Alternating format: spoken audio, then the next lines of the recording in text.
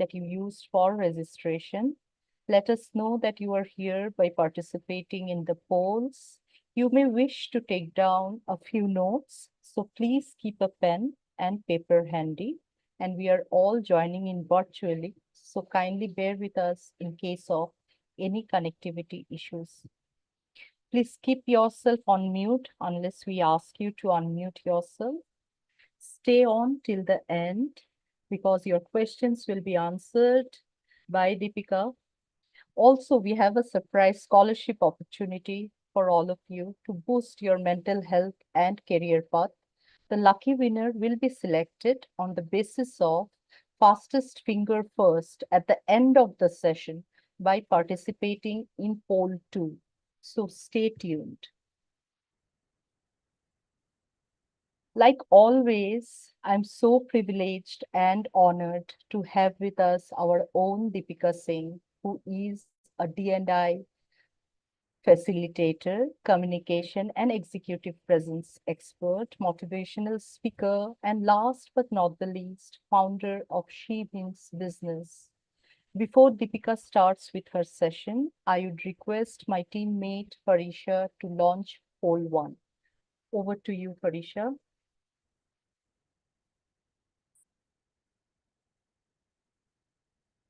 It is a very simple poll just to get to know you better. There are set of few questions. If you could kindly participate and let us know more about you. This will help us to customize our next sessions as per your, background and preference. So please do participate. There are only 5 questions and it won't take more than, 10 seconds to click on each box.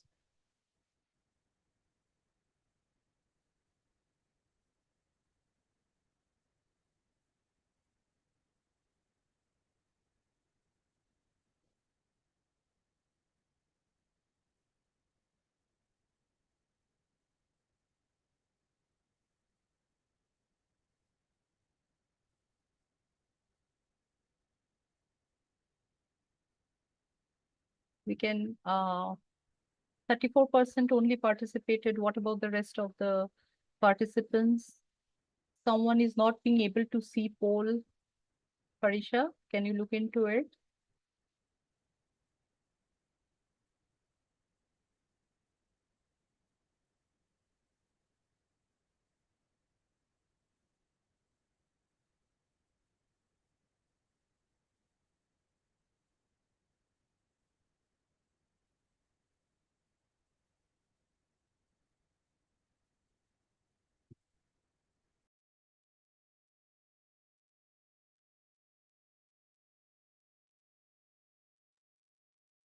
Sudakshina, never mind. You have submitted it. We'll get your answers. So don't worry. So we can end the poll now.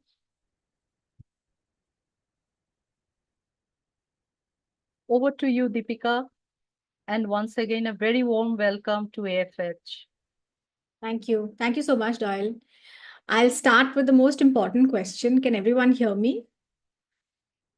Yes, you are audible. Great. Thank you so much.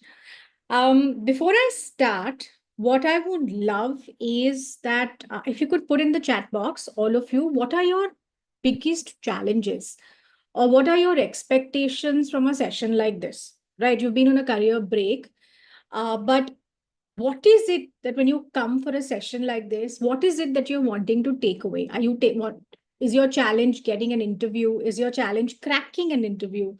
Is your challenge just confidence? You're not getting calls. What is it? So if you could just put in the chat box, it would help me to sort of understand what your expectations are. And so we can sort of, modify the session accordingly. So lack of latest experience, how to get into the workforce, not getting interview calls. Okay. Not getting calls. Okay. Getting an interview, need help with networking, lack of experience, challenge in cracking interview. Okay, cool. So basically, skill gap, not getting a call. And if you're getting a call, then you're not being able to crack. Okay, someone's a complete newbie. came for the mindset change, skills needed, the negative perception about having taken a break. Okay, so I'll start with a story. I'll tell you a story about my own self. If you know about me, you may have heard this story. There's a video on my YouTube channel which is very popular. But many, many, many years ago, when I got married, um, my husband was posted to Kolkata. Yeah. And this was a year or so after my marriage. And youth is very confident. So youth thinks ki kya hai, I will go to Kolkata. I was in advertising at that point. But I had a good job. We were in Delhi. And but I was like, no, I'm going to go to Kolkata as well because newly married. And I was like, I'm not going to stay apart. And Naukri ka kya hai? I'll go there and I'll get a job. What is so difficult about getting a job, right? So I went with my husband to Kolkata. Um, no job. I tried really, really hard.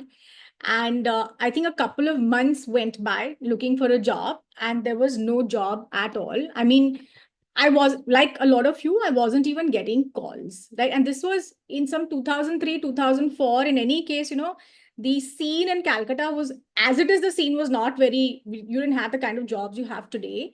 And somehow there was just nothing was happening. But here's the thing, so this is the mindset shift that I experience. I like going to new places. I like seeing new cities. And so when I went to Kolkata, the disappointment and frustration of not getting a job was there because I was used to being independent. I was used to having something to do of my own. But more than that was the excitement of seeing the city. And I'm born in Kolkata. So I stayed there many, many, many years ago as well. So I used to every day while I was applying also head out to experience the city, explore the city. And while I was doing that, I came across this one store called Sasha. It was a not-for-profit organization.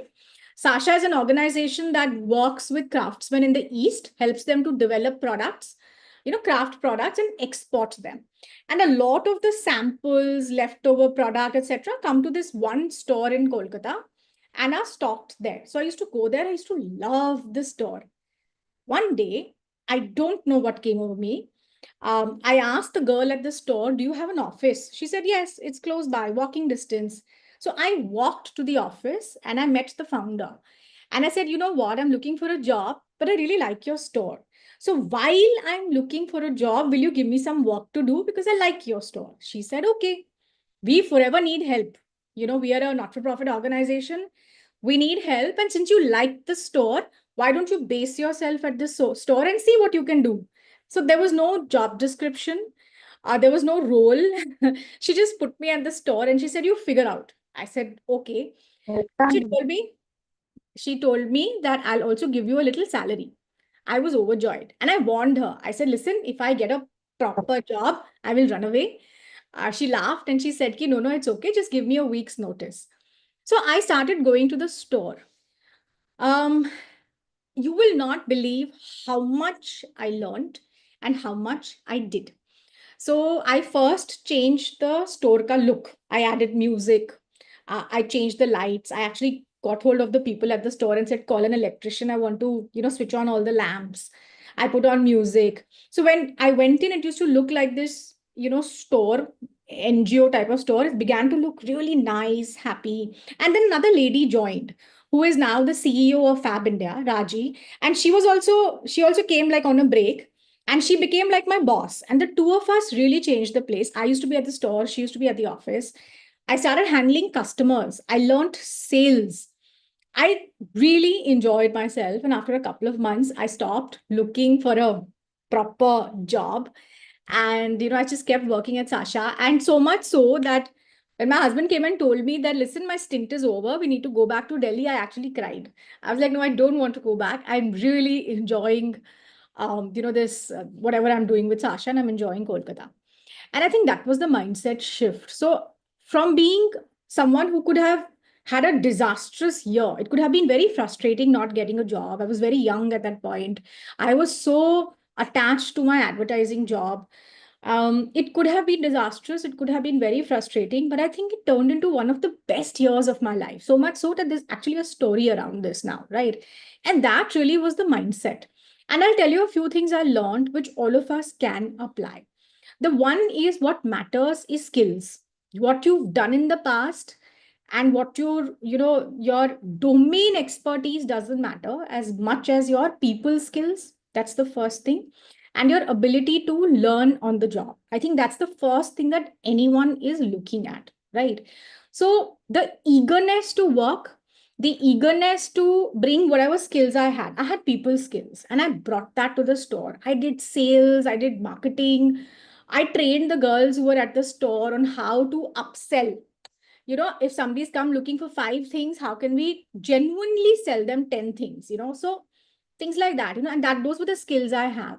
The other thing was I was very proactive. So I went up to this woman, the founder, and I told her that I want to work with you. Give me any work, right?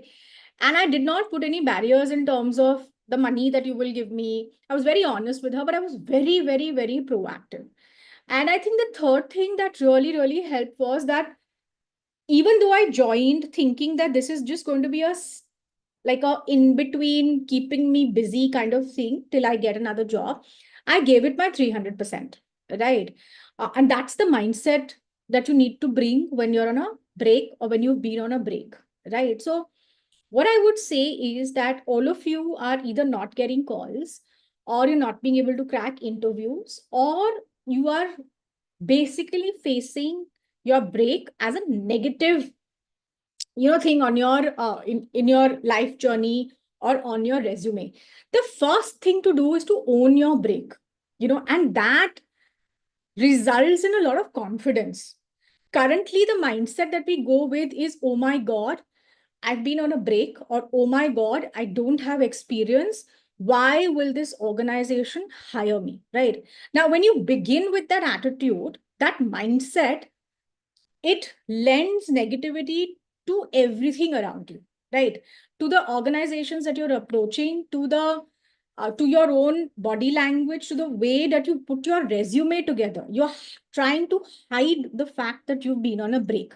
So first and foremost, in your own heads, you own your break, because breaks happen. Breaks happen for many reasons, and I mean, we can't run away from that, and breaks will happen, right? And you also have to remember that while it is very, we talk about DNI and we talk about how women need to be given jobs and breaks are something that happens, at the end of the day, you are competing for an organization. You are competing with not only other people who've been on a break, but also people who've not been on a break, people within the organization who are looking for, promotion. So you're really competing to get back in the workforce, right? So first thing is to just change that mindset of, I've been on a break. Oh my God. So you don't have to think like that at all. Now, first thing when you do that, you own your break. So in your resume, in your interviews, talk about it confidently.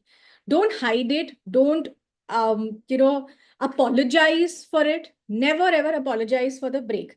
There was this beautiful Tanishq ad which spoke about how she had become a mother. She was going back and she said, I was working for the best CEO, very tough CEO, which was actually the child, right?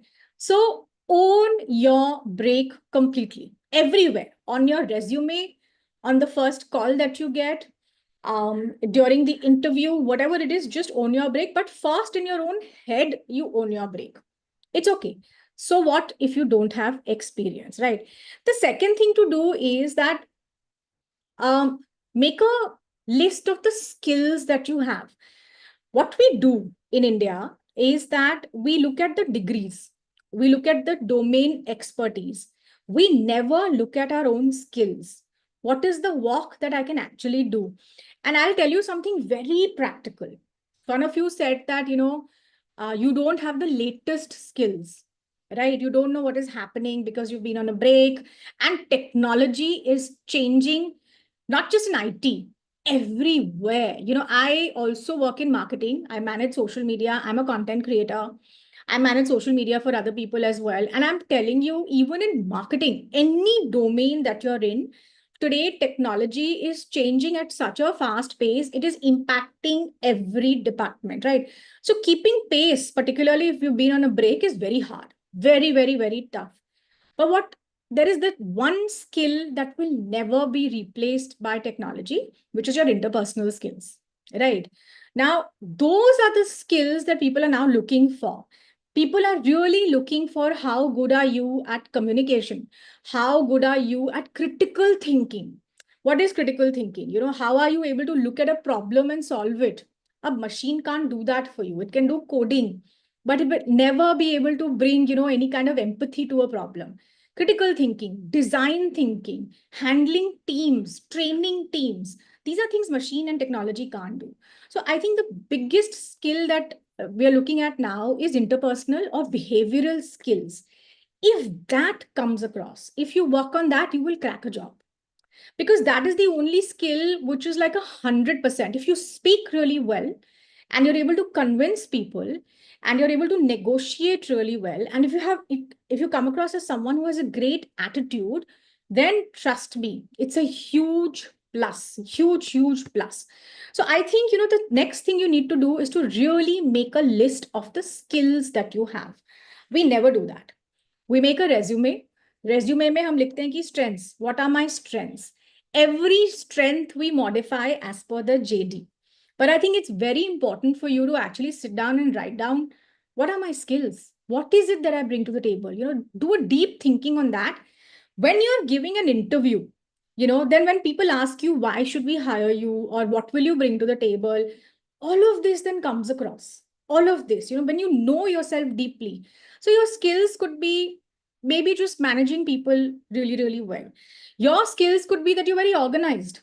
But how will you convince this person if you yourself don't know? These are things that we don't think about. Maybe you're very, very organized. Maybe if there's a meeting that is taking place, you're the person who will be able to put together plan of action, step 1, step 2, step 3, step 4. These are the kind of skills that are really, really required in an organization, which we don't think about at all, right? So organizations look for all of this on the CV. Organizations look for all of this in the interview. So first you own your break. That is your step 1 completely. It's perfectly cool. The second thing is to make a list of things that make you you. What are your skills? So write down your skills and do deep thinking on that.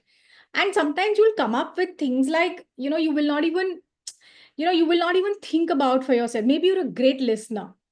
Now, how to use them in the interview, you will figure out, because if you're a great listener, you have empathy. If somebody asks you, what is your skill? What do you bring to the table? I listen really well. So I'm able to understand what the problem is. I can listen to my teams help solve problems, right? So really write down your skills. I think more than making a good resume is part 2. First is to know yourself really, really well. So do that. The third thing I would say is, um, at the risk of sounding very, very, very unpopular at this point, I will say this, that the market right now is troubled, very troubled. It's very, very troubled. So think out of the box. Really think out of the box, right?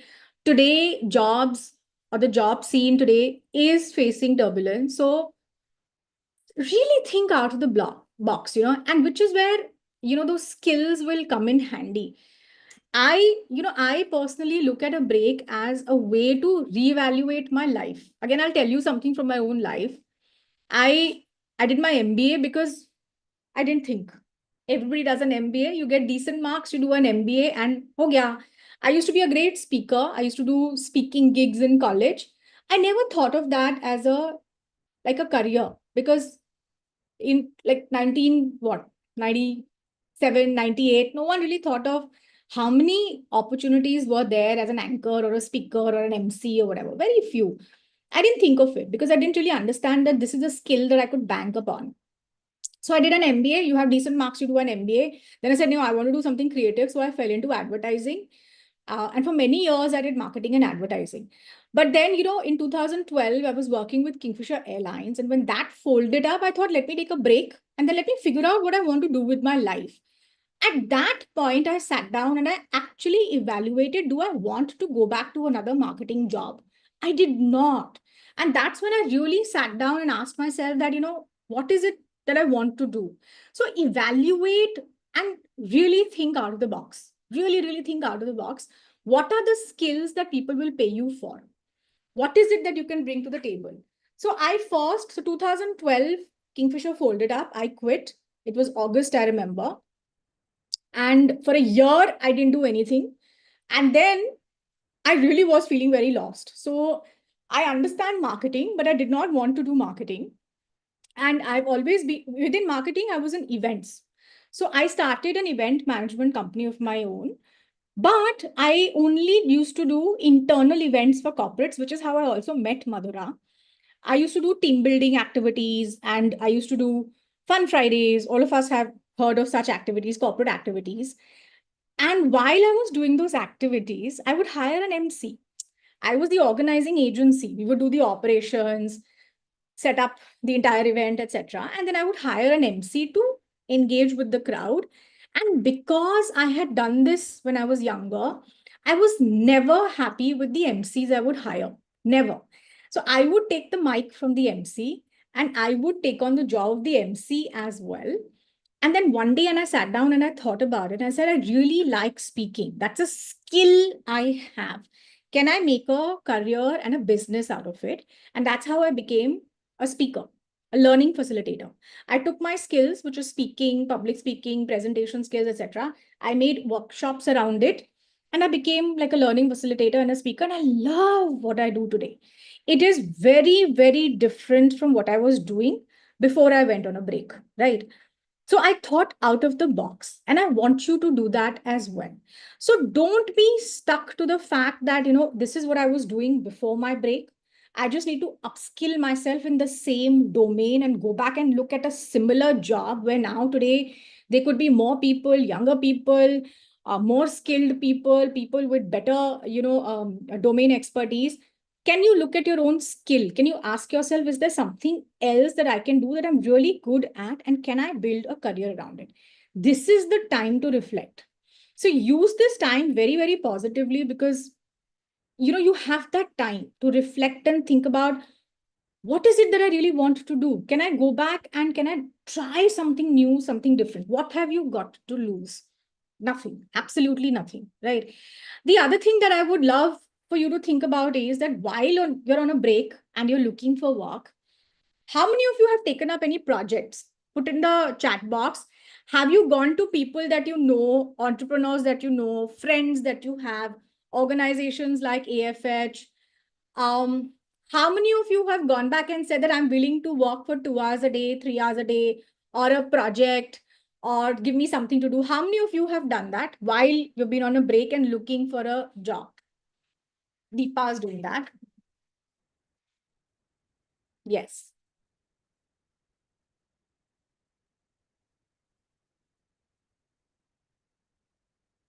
And are you doing it in the same domain that you're also been in, or are you also exploring different things that you want to do?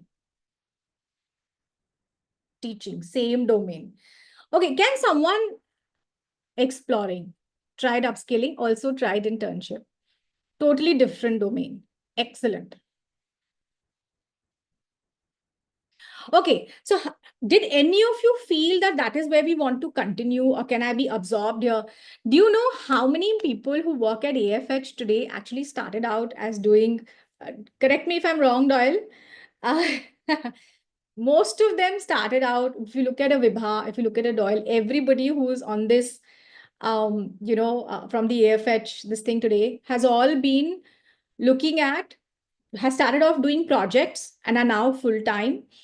And you can also look at 2 or 3 projects. I also know people who are working as gigs. They will spend X amount of time somewhere, X amount of time somewhere else. So I think the mindset shift that I'm really talking about today is that think of your career from a very, very different lens. Again, I'll give you my example, right? And it's a great story. It's completely out of the box. So I first did that whole thing about, agency events, etc. I actually shut that down. Once I started working as a learning facilitator, I actually went back to all my clients and I said, listen, I don't want to do this, but I have these workshops. Will you try? Many of them did not pay me initially. I was fine with that. I said, we'll do like a sample workshop and you see whether you want to work with me in the future. I did sample workshops. They went well. Then I got new clients. I started becoming very visible on LinkedIn. I did a lot of content on LinkedIn to attract people to my, to the work that I do. So I started talking about presentation skills a lot. I realized from the feedback that was my best workshop. It was a 2-day workshop. So I started talking about presentation skills on LinkedIn, started giving tips. I created a YouTube channel, and I started getting calls from a lot of HR to come and do those presentation skills workshops, right? That took off. But in the meantime, I also started loving creating content, right? So I started creating a lot of content. And while I was creating content, there were two kinds of content. So I have a YouTube channel, there's LinkedIn and there's Instagram. And between all of this, I have about 100K odd followers. And there was two kind of content that I was creating. One was very work related, presentation skills, executive presence, etc., etc. The other was as a woman, my confidence, the fear of speaking up, all of that. So being as a woman, the learnings that you have, which started getting me a lot of D&I workshops, right? And I called everything She Means Business, my channel, etc. It was me, I was She Means Business. And I started getting a lot of D&I work, right? Now, because I was creating content which was very woman specific, I started getting a lot of women following me. Today, I think nearly 85% of my followers are women, and I started enjoying creating content. So from there, today, I am also now working with brands to create content for women, internal. So for example, if company ABC wants to create a newsletter for their internal women employees, I will help them create it because I create content and I understand what women want to consume as content. So I will help create that. Now, there are 3, 4 different types of things that I'm doing, and it's a lot of fun. So it's a complete break from how we were taught a career should be. And this, I think, is what the young are doing very well nowadays. They're doing multiple things. It's very, very satisfying, very satisfying.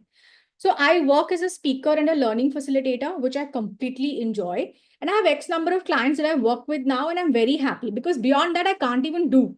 You have to prepare for a workshop, you have to speak, it is tiring. Each presentation skills workshop is 2 to 3 days, very tiring. I mean, I'm done if I do 2 in a month, I'm dead.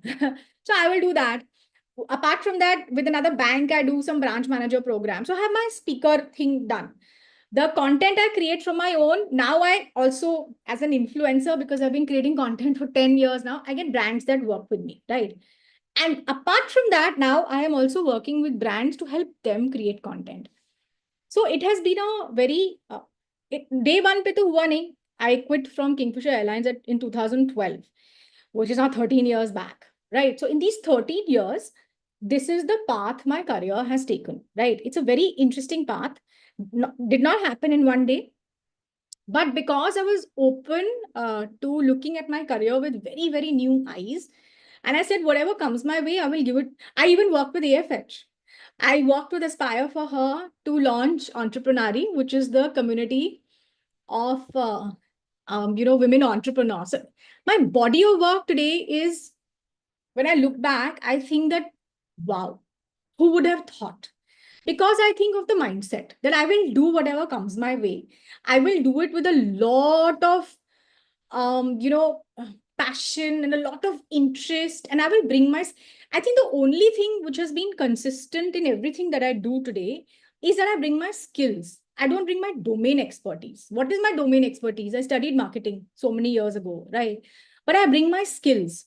These are skills that I've built over the years. So my skills are very simple. I speak really, really well. I speak about, what I've learned in my life. So life lessons. So I speak very well, and because I speak very well and I also write very well, right? So that's content. So I speak well, I create content very well, which is either for my workshops or for the content that we put out on social media. These are the two skills I have. And I keep honing those skills, and I've built a life and a career on those skills, right? So that's a mindset shift. There is this coach I follow called Mary Forleo. When I started my YouTube channel, I was 40. Today I'm 50. I've just turned 50 last month. And at 40, I wanted to start a YouTube channel. And I was like, but 40 per YouTube channel, who starts a channel at 40? So I wanted to look for inspiration. I thought only the young, people do vlogging on YouTube. I was looking for inspiration, and I found Mary Folio. And this was 2014, 15, 16, I think I started my YouTube channel. And Mary was, she was a coach, but she used to bring a lot of sassiness and a lot of spunk and a lot of style to her channel. So she used to look really good. At the same time, her advice used to be really, really, really awesome. And I remember thinking that, you just have to figure out your skills. You just have to figure out what is it. And her tagline was building a career and life you love. And I loved that tagline because your career and your life are so, um, they're so entwined. Career is never just a job. That's again a mindset shift. It cannot be just a job that you do. You have to report at X amount of time, you leave at another time. It should be a part of your life. You should love what you do. Now, sometimes you're lucky enough to find your passion. I fell into speaking because those MCs were very bad. I used to take the mic and I fell into it. But I think, if you just develop love for what you're doing, because it uses your skills, right? Then you will actually love what you do as well. So think of what you want to go back to doing as a part of your life and explore many, many, many things that you want to do, and keep your eyes and ears open for different kinds of things that utilize your skills. The only thing I would say, the only thing that needs to remain is figure out your skills and then look at different kinds of work that utilize your skills, and stop looking at everything that you're doing as a stopgap arrangement. The minute you do that, when you stop looking at it as, oh, I'm looking for a job, I'm on a career break, and this is I'm doing to fill up my time and to get some experience, then things change. You look at it as, this is what I'm doing right now. It may be just 2 hours, 4 hours, 6 hours, whatever. It could just be internship, it could just be a project, but this is work for me. This will help me understand what is it that I want to do, and from here, what is step 2 that I can take. Again, mindset shift. So stop looking at it as, just something you're doing, and then you have to make a CV, and then you have to go look for a proper job. The world has really changed, really, really changed. So you can do multiple things also, if that makes you happy, if that keeps you satisfied, if that makes money for you, So think of new things that you would like to do, and think of things that will actually make you very happy and satisfied. And yeah, that's the mindset shift you need to have. So I would say 2, 3 things. One is figure out your skills, right? Just figure out what skills you have. The second thing is start looking at different kinds of projects and work that you will do. The third thing is, just to shift in terms of what work actually means. Does it mean one 9 to 5 kind of a job? Or could it also mean different projects with, a different flexible timings? Maybe you can do that as well, right? Coming back to some of the questions, so to me this is like complete mindset shift. It has really worked for me, and today I know a lot of women it has really worked for. In fact, women in their 40s are beginning to understand that they need to, we grew up thinking job to job hoti hai na? But today we are relooking it as, no, it could be something total, a career could mean actually something totally, totally different. Having said that, the reason you're not getting calls, and the reason that, I'm speaking in English only. Why is it asking me? Okay. I'll also come back to 1 or 2 of your questions. One of them was that you're not getting calls. The other one was, you're not being able to crack interviews. Calls is very simple. There are too many people applying right now for every job, right? You need to stand out. So don't apply to just anything. You have to ensure there is a match between what, because you may feel that, oh, I can do this, but the organization will not be able to see, can you do this, right? At least not when you're sending the CV across. Look at the JD very, very carefully and ask yourself, is there a match? Put yourself in the eyes of the HR person and ask, like, is that HR person going to look at your CV and say, ki, ye JD or ye resume, there is absolutely no match at all. Why am I even shortlisting this person? I was looking for a intern writer, people with 15 years of experience who worked as editors were applying. There's no match at all. Unless the editor tells me that, yes, I've been on a break, I'm looking for something interesting to do, I have 3 months and I would love to help you, then yes, maybe I would look, but not mention on the CV at all, right? So one thing, first, apply only to the jobs where you see a match. Otherwise, you will not get calls. So what will happen is, if you're applying to 50 places, Just because 49 are not even matching, then you'll feel, oh my God, 49 did not call me. But actually, there was no match. So the numbers are only, in your head, it's like 49 people did not call me, 49 people rejected me. But actually, 49 people did not see a match only. There was only one match, which is why you got only one call, right? So in your head, you'll be very disappointed. So only apply to places where there's a match. In case you think there's a match, but it doesn't seem that way, but you feel that yes, you can do, then tell them why. Many people don't read. Many people will just simply see ki I want X numbers of experience, I want this skill, I want this year, this year. If that person doesn't have it, reject, right? Nowadays, so their automation, it is automated nowadays. Lot of large companies completely automate their resume sifting process, right? So it's tough.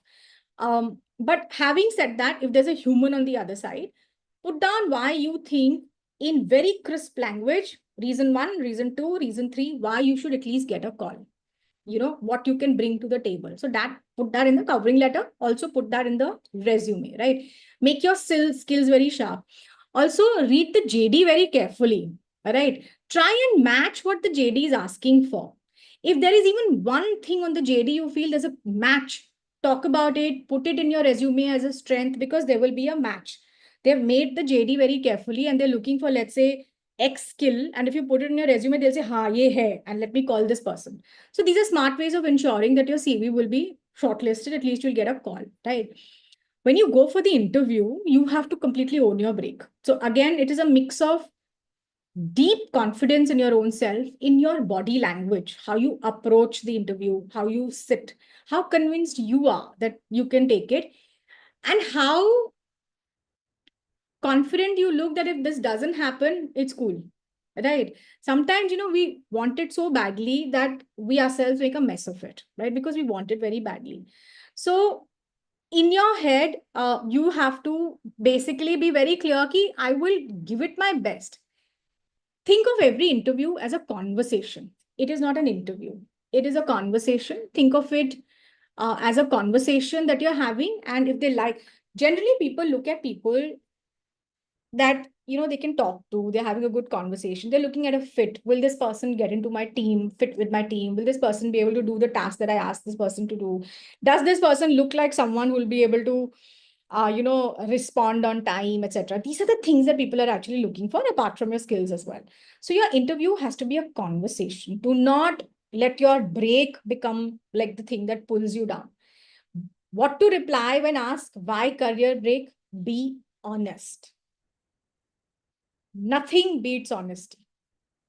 We think that by being honest, we have to lie and we have to give all sorts of stories and look very, oh my God. No, just be honest. Just be honest about why you took that break, what it meant to you. But also tell them a little bit about that break. Whatever you did during the break, be honest, and nothing works like stories. Nothing works like a good story saying, so when I came back from Calcutta, I was looking for a job back in advertising. When I came back to Delhi, I was not going to do the whole, let me just do anything. I wanted a proper job.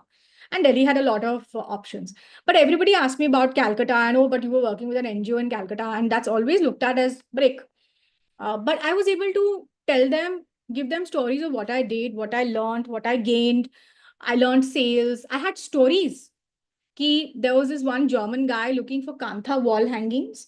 We did not have Kantha wall hangings, but we had Kantha stoles. So I told him, listen, you take back Kantha stoles and you frame them. It's Kantha. What is the difference between a wall hanging and a stole? You frame it, put it on your wall. It look gorgeous, absolutely. I sold him 5 stoles. That's a story. That's a story of someone who knows a product very well and who's able to take that product and sell it to a German guy saying that, so what if we don't have wall hangings? We have Kantha. So, you can take that. Give genuine reason. Never lie about the reason, but also tell them what you did during the break and what you learned during the break. If you're going to tell them that 2 years I took a break and I slept through it all, it may sound a little this thing. So why? Was there a mental health problem? Was there someone ill in your family? Did you need time off to, take care of your baby? You moved because your husband moved and you did not find a job, right?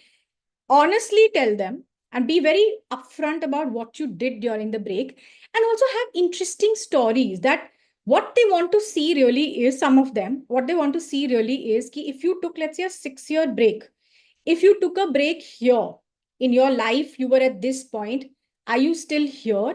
Or in some way, have you reached here? Through certain experiences, by working at, taking up some small projects, by upskilling yourself, by learning, by being up to date on what is happening in the industry, by being up to date on what is happening in the world. So I think what they're really looking for towards is that, are you still here or are you in some way here? If you're here and you look like someone who wants that opportunity, and who's able to convince that, you know what, I may not have the skill, the typical skill right now, but I assure you that once I get in, I'm going to do my best to get upskilled, and I will give it my best, that the chances are you will get hired.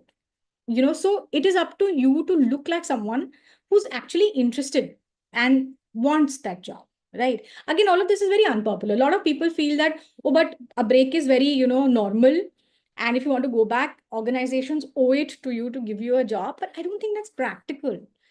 It's not practical. Nah? They also have like a pool of people, so while they will have DNI numbers, etc., you have to prove also why you are, uh, you know why they should take you on for that job. So I'm giving you a very practical perspective in this market.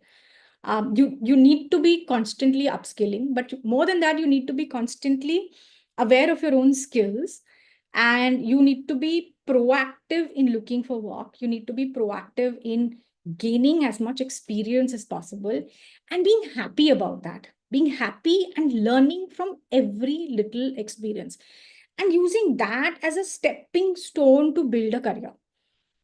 Am I clear? Am I making myself clear? Does anybody have anything to say at this point? I'm just going to go through your. If you have any questions, you can put it in the chat box or you can raise your hands as well. Deepika will take it up from there. I just read someone say, ki, should we give reason? Sometimes it's not genuine reason for the recruiter. Everybody is different. Today, a lot of people will still think that if one woman can come back, after 3 months of having a baby, why can another woman not come back for 8 years? But it's not like that. Everybody has different circumstances. Everybody has different support systems. Everybody is different. Some people can manage, some people can't, right? So there is no black or white answer to this. There is no, but it's best to be honest. It is really best to be honest. And it is really best to come up with, why you're good for the job in spite of this thing, because don't lie. Because, again, what you appear in an interview and what you are actually inside, if they're very, very vastly different, you yourself will suffer. You will not be able to keep pace with the job at all. So for your own good also, I think you should be honest with yourself and the recruiter about why you want to, why you went on that break. There was a question that popped up. Is it possible to get a job after a gap of 15 years and only 1 year of work experience? Please guide Dipika. Do you know Rujita Tandon? She's the Chief Growth Officer at Aspire for Her, this company that has organized this. Ruchita has 22 years of gap. And before that, I think she had 2 or 3 years of experience. She got married, she had a baby. She's an inspirational story. So during, like COVID tha, she had time on her hands. And she said, ki, let me do something. Her children had also grown up. Husband was settled now. So she said, I have some time on my hands. Let me see if I can do something. So a friend of hers is a recruiter, is a placement consultant. And Shilpa knew Madhura, who is the founder and CEO of AFH. She knew that Madhura was looking for someone and she knew that Ruchita was looking for something to do. So she connected the two. And Ruchita once told me that for the interview, for the meeting, she did not even know how to switch on Zoom. So she had to take her daughter's help to do it. And so Ruchita came for the meeting. She met Madhura. And Madhura said, why don't you join? We'll figure out. And Ruchita started working. And today, in 5 years, she has become Chief Growth Officer. And she's a huge inspirational story. Today, she can talk to anyone. She cracks large deals because, Ruchita has brought her own self to the table. She has not tried to be someone else, just her skills. Ruchita's skills are dogged perseverance. When she follows up, she really follows up. Her confidence, see, she may have been technically a housewife for 22 years, but housewives also, network. They're very good with networking. They're very good with negotiation with their children and their children's teachers.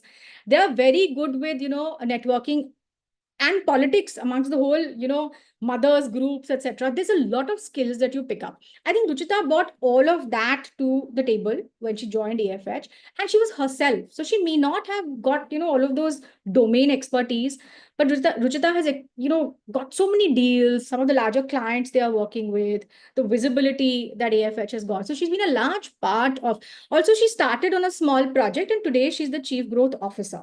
She really has worked towards it because she's given it her all. So there are enough and more stories. Like I'm saying, you just have to be very, you put your foot in somewhere, right? It doesn't matter how large or how small the company is. AFH was a startup when Ruchita joined. It was a startup with, and they were still building it. Ki karna kya hai, right? You put your foot in, and then your job is to help grow. You work. And sometimes, you don't just do what the boss asks you to do, right? You bring a lot of entrepreneurial spirit to your own work. My husband also does that. I'm an entrepreneur, he's not, but he brings entrepreneurial spirit to every job that he does. He will expand, he will grow. So I think you need to put one toe inside wherever you are, and then start becoming that person that becomes very difficult to work without. I think that's simply this thing. People start depending upon you. Ki yaar, ye project hai, this is the right person. People are start understanding your skills also. I need to crack new people. I need presentations made. This is the person.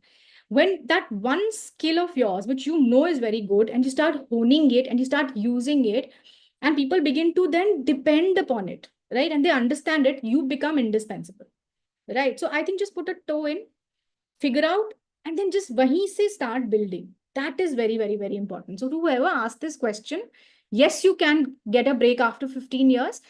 You may have to again think out of the box in terms of where you will get the break, right? So again, look at your skills, try new things, whatever interests you, just stick there and just work really hard, make yourself indispensable, figure out your skills.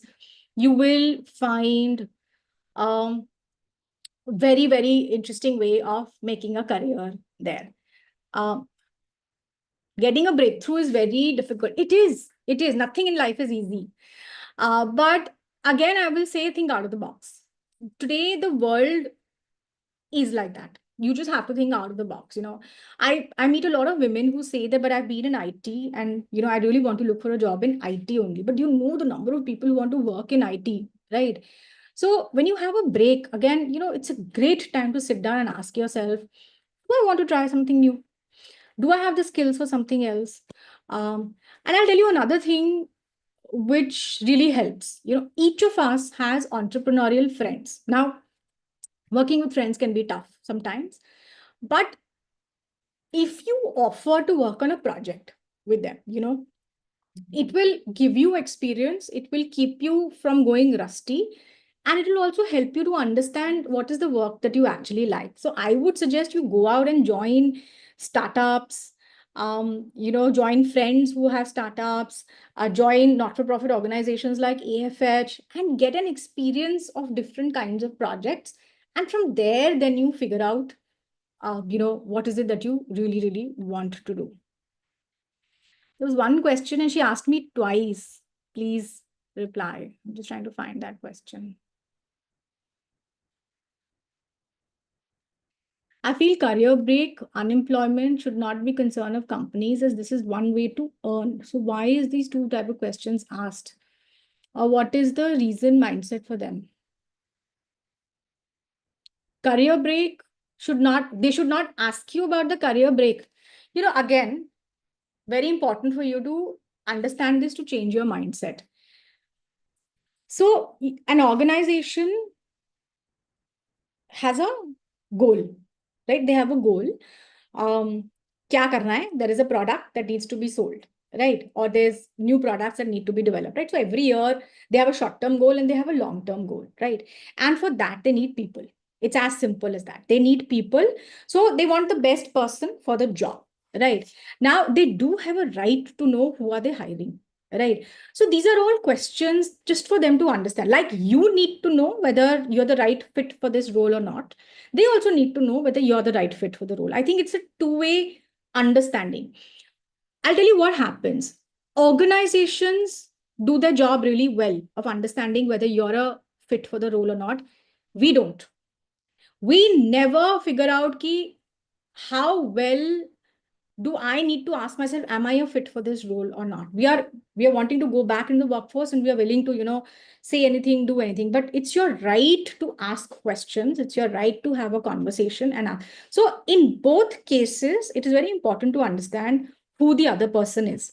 You need to understand the organization really well. They want to understand, so basically they're just getting to know you.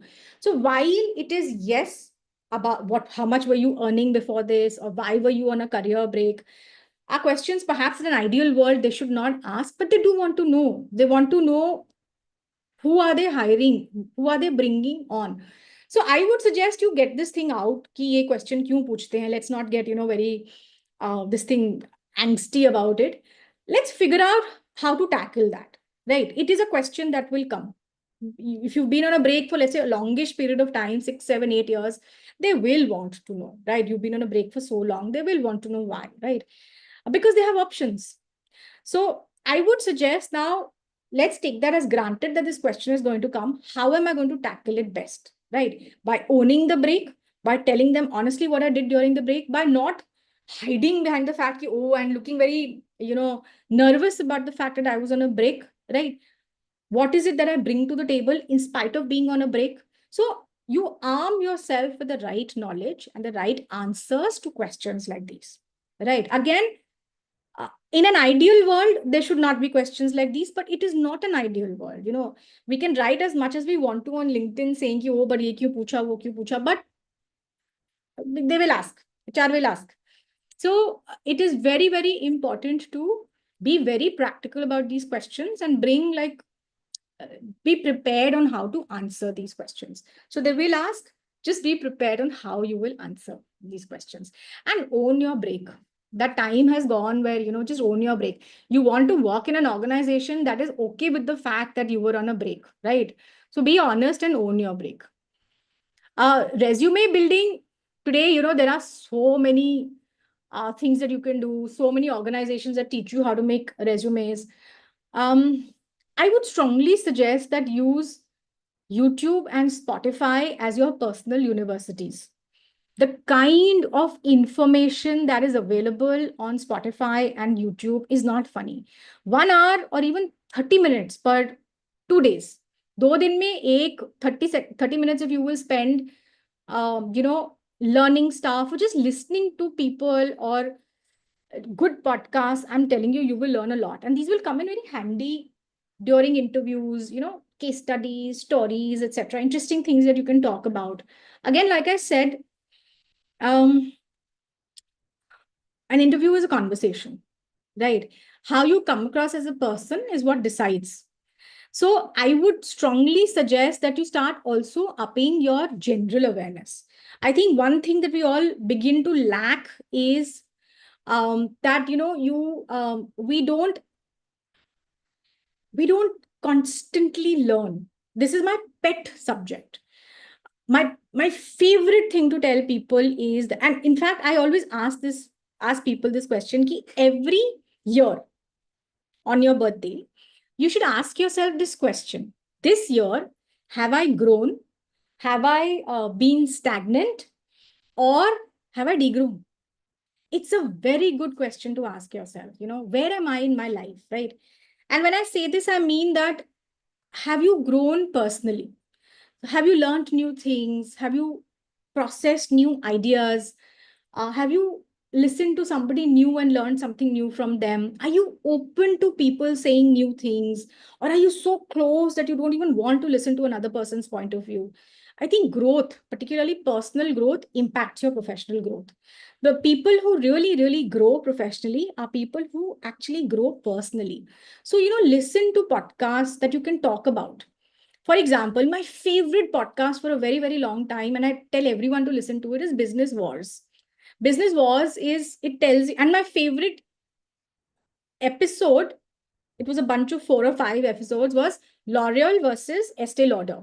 Right. So Business Wars is this podcast which tells you about two organizations at any given point of time, two organizations, how each of them grew and what they did different. So there's something called L'Oreal versus Estee Lauder. It was so beautiful. It started with how Estee Lauder started as a cosmetics company. She started by making it in her kitchen. Today, it is one of the largest conglomerates. How? What did she do? You will learn so much from Estee Lauder's journey, how she refused to price herself less. It teaches you mindset. It teaches you if she can do it, I can. It teaches you how she did it. When she made the cosmetics, she was making them in a kitchen, but she was very clear कि ये premium है, इसको मैं कभी सस्ता नहीं बेचूंगी, right? And what she did to ensure she sold it at a premium price. So much learning. So, listening to stuff like this, listening to good podcasts, listening to good people will also give you stories that you can talk about during interviews. And that again, especially when you're talking to business heads, etc., that helps them to understand that you may have been on a break, but you're a smart, intelligent woman, and they would want you on their teams. Right. So I think that is very, very important. So personal growth pe don't put a break at all. Don't put a break on your personal growth. Keep reading, keep listening to podcasts, keep listening to YouTube channels, etc. And keep growing personally so that you're this alive person that they can have an interesting conversation with. You can bring out so many stories, so many case studies you can bring out. When they're telling you about this one role or product, you can immediately connect the dots with something that you've read or something that you've heard, and you should be able to have a conversation with them. That's what an interview is. It's a conversation. It is not a interrogation at all. I have a YouTube channel called She Means Business. Actually, YouTube to lesser. I have a Instagram basically called She Means Business underscore Dipika Singh, Dipika, where I put out a lot of stuff. Personal, professional. YouTube is only there are a lot of very professional, and LinkedIn as well. You can follow. You can choose to follow me anywhere. You'll find a lot of such tips. You want the podcast?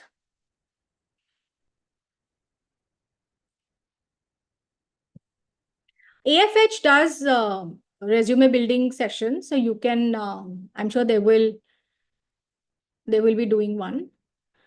I would suggest you listen to Business Wars. There's several podcasts. Look around, and there's this one channel called Charisma on Command. Again, I suggest that to everybody. There is also a lot of TED Talks, not TEDx, TED, actual TED Talks.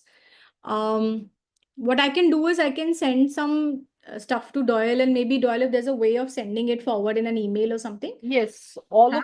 of their email IDs are with us, Huh. so we can I will share it send a with little them. note, etc., and you can I can put it forward to them. yes, some very interesting things too. But like I said, when Doyle reached out to me and said mindset shift, this is what I wanted to really talk about. That look at going back into your career from a very different lens. Look at your skills, look at what is it that you can do, look at how you can get your toe in. Can you do interesting new things? Look at your career from very out of the box kind of this thing. Maybe you want to try new things, but definitely look at doing projects so that you can gain experience. And from those projects, how can you grow into doing stuff that you actually like to do? But the first task I will give you over the weekend is to actually make a list of your skills, real skills that you have. Do you speak really well? Do you write well? Are you very time, uh, this thing, very good with time management? What is the skill that you have? It will help you to know yourself, and then do you make great presentations? I can't. I can never make a good presentation. It's a skill I completely lack. It's a skill very much in demand, right? So can you make beautiful decks? Who will be able to use those decks, right? So think of all the skills and then think of building a career which utilizes those skills. There's a book called 168 Hours. Don't read it if you, it's a heavy book, but the book is so why 168 hours? Every week has 168 hours, which means each of us in a week have 168 hours. What she has done in this book, the author, is she has taken out stuff like, commutation. सबका अलग अलग commutation होता है. किसी के बच्चे होते हैं, किसी के बच्चे नहीं होते हैं. Somebody's in their 20s, somebody's in their 30s, whatever. She's taken out all of these factors and then she's done research to say why is it that some people do more and some people do less in the same 168 hours. And one of the things she came across was that the people who use their skills to do the job, they just do it faster and they're happier. For example, I'm hopeless in building a presentation deck, right? But if my job required to build daily presentation decks, I would be miserable. I would also do a very bad job. So I need to know that, right? So I need to figure out a solution to that. Either am I delegating it to someone in my team, finding someone in my team who's very good with decks and giving them the job, or am I looking at something else, or am I upskilling myself? No, I need to understand how to make decks, right? So the people who are good are people who know this, know exactly what they're good at, what they're not good at. How are they going to get rid of the stuff that they're not good at? Only build on the things that they are good at. They are happier, they get things done faster. One of the things she said was this, and it stayed with me. It stayed with me. So today, my career is only around speaking and creating content, which could be for a workshop or it could be social media. And I build on that.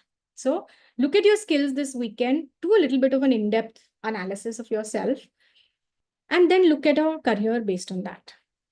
Yeah. Any final questions?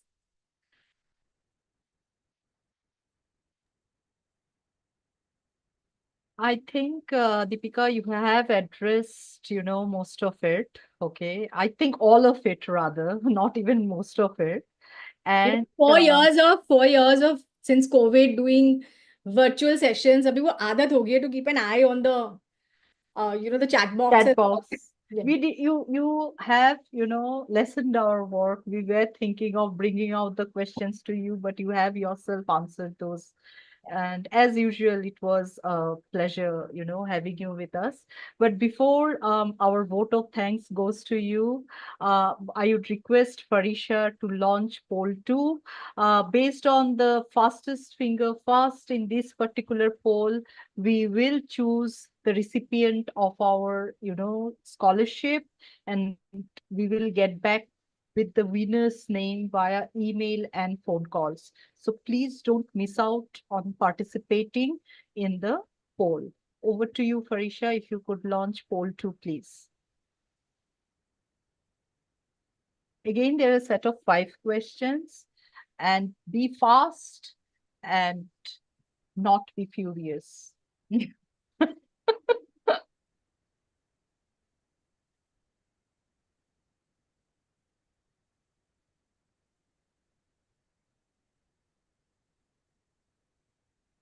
Only 13%. We would like to have 100% participation, because of very wonderful scholarship which will help you in the well-being of your mental health and give you a clear direction in your career path will is in store with us, and we will get back with the name uh, latest by Monday to you, depending on the timestamp and who has participated uh, in the poll. Simple question, folks. Please, please, please, just put your answers forward. And there is also a testimonial link which Suganya has shared. You can, give your testimonial to us. It will help us to get the feedback from your end that how was the session and what more you need us to, go ahead and do it for you. What kind of sessions you'd like for us to host in the future.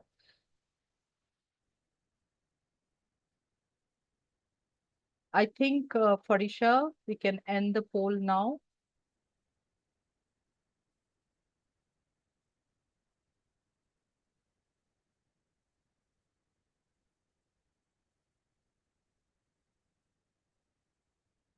Before we end this session, I would like to remind you that our next session will be on skill audit and career mapping, which will be on 9th of May 2025 from 5 p.m. to 6 p.m. We will send out the communication, the WhatsApp reminders, the emails in the next few days. The session will remain incomplete without extending our heartfelt thanks to Dipika for taking the time out. I'm certain that after this session, all the participants are more than ready to face any challenges or mindset change to break the break, to land up with their dream job. My heartfelt thanks to my teammates Parisha, Suganya, and Vibha, and our leadership, of course, of Madhura, Ruchita, Bhavesh for all their support and constant encouragement. Thank you for joining us today. Hope you have enjoyed participating in this session the same way we did. Have a great, great evening ahead. Take care and have a lovely weekend. Thank you.